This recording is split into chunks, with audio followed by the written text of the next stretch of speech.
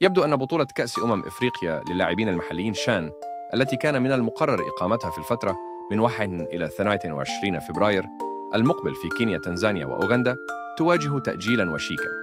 هذا وأفادت مصادر داخل الاتحاد الإفريقي لكرة القدم كاف لوكالة الأنباء الفرنسية اليوم الثلاثاء 14 يناير 2024 بأن ملاعب البطولة لم تجهز بالشكل المطلوب، مما يعرض البطولة للتأجيل.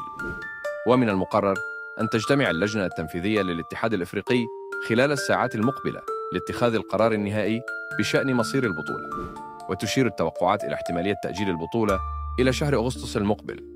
جاء هذا بعد تقارير أفادت بعدم رضا وفد الكاف الذي أجرى تفتيشاً على المنشآت الرياضية عن حالة الملاعب، بالإضافة إلى افتقارها لملاعب تدريب تتناسب مع معايير البطولة.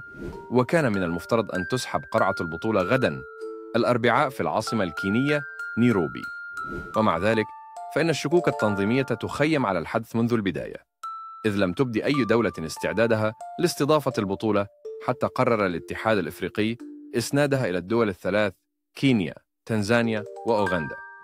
الهدف من هذا القرار كان اختبار جاهزية هذه الدول التي ستستضيف كأس الإفريقية 2027.